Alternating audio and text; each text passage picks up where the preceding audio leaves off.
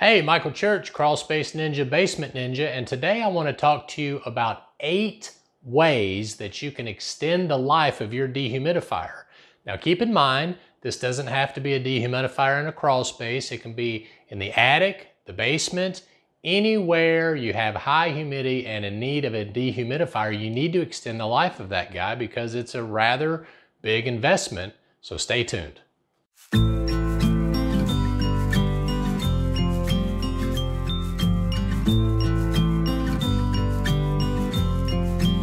Okay, so number one, the first thing you want to make sure of is that you clean the filter regularly.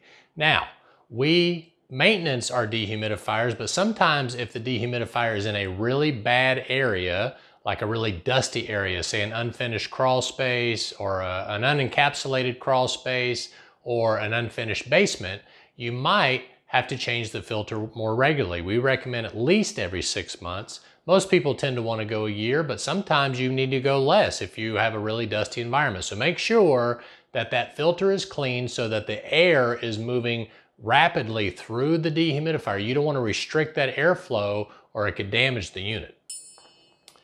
The second thing you want to make sure of is that you make sure the water that's draining out of the dehumidifier. Now, some standalone units will drain into a bucket or something like that that's included with the dehumidifier. Ours typically drains into a condensate pump. You want to make sure that that drain valve from the Dehu to wherever it's going is clear and it doesn't back up, because especially some of these larger Aprilaire commercial dehumidifiers or the Santa Fe dehumidifiers or things like that, if that gravity-fed tube gets clogged, it'll back up the water inside the dehumidifier. Now, the Aprilaire unit uses aluminum for its internal parts, but keep in mind, not all the internal parts are aluminum, so we want to make sure we keep the water flowing in the right direction or it may damage some of those internal parts.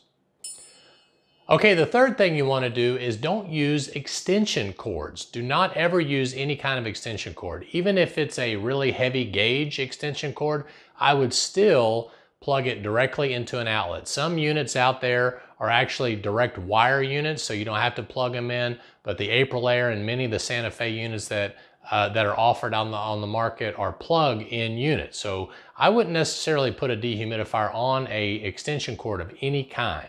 Okay, so the fourth thing you want to do is make sure you seal off the environment as best as you can. Now, those of you that's been watching our videos about crawl spaces, you know that we seal off all of the vents except for one where we're blowing the soil gases out, but you want to do your best to seal off as much of that as possible. We actually just had a question on our YouTube channel that was asking if they should seal the vents if installing a dehumidifier, and yes, but you know what? You should also close your windows. You should make sure your garage is closed. I've seen a lot of people run dehumidifiers in a garage with the doors wide open, and that thing is just running and running and running. So make sure you seal off the environment as best you can to keep the dehumidifier running less and saving you money and less wear and tear on the dehumidifier.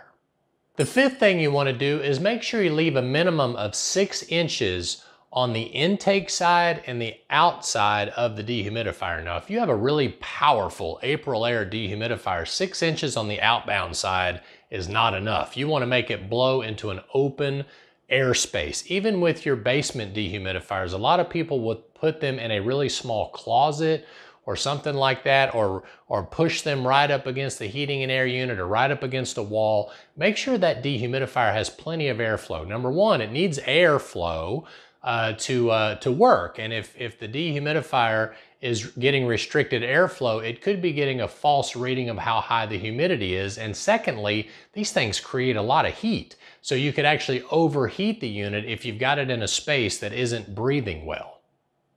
Okay, so the sixth thing you want to do, I mentioned maintenance at the number one with the filters, but you also want to use a safe cleaning solution to clean any kind of pumps or internal parts that may develop glia. Ooh, it smells, Pedro. Pedro, come here. Come here, smell it. This is what happens when you don't maintenance a condensate pump. Ew. Now smell it. No. Come on, just smell it. You didn't take a whiff. Let's take a whiff. No. Now, glia is a really snotty kind of bacteria that gets in these in these pipes and everything that these dehumidifiers and heating and air units produce. Normally when your heating and air contractor comes out to do maintenance on your unit, they will actually use a vacuum to vacuum the zuglia out of the condensate line, okay? So that's a bacteria that builds up. As a matter of fact, we did a video about me taking a condensate pump around and letting people smell zuglia. So anyway, if you get a chance to check out that video, make sure to look for it. But what you want to make sure of is that zuglia is not backing up water into the dehumidifier. So make sure you use a safe solution. A lot of us will use a bleach or something like that, but you don't want to put bleach on anything metal. Okay, so they also make these little tabs that a lot of your heating and air contractors will put in condensate pumps to keep zuglia from developing, and those should be inserted into condensate pumps about every 3 months. So that's a great way to do a continual maintenance on those areas where you have a lot of water getting stored to be pumped out of the unit, or if you've got a bucket system where you have to empty it. I also mentioned this before, but this is number 7, just to reiterate it. Make sure you maintenance the dehumidifier semi-annually. It's kind of like owning a vehicle. If you buy a new car and you don't change the oil and check all those things regularly, it'll actually void the warranty of the vehicle. Now, I'm not saying it'll void the warranty of the dehumidifier. It depends on the manufacturer, but you want to make sure that you keep it clean and keep everything checked every 6 months at a minimum. Unless it's in a super dusty environment, then you may have to do it every 3 months. Okay, the last thing, number 8, is do not drain your dehumidifier in your heating and air condensate lines or your sewer system, okay? Number 1, if you drain it in your heating and air condensate line, typically in those high humid months, mostly in the summer, you got your AC running and you got the Dehu running. Well, it can be too much water for a 1/2 inch line to move.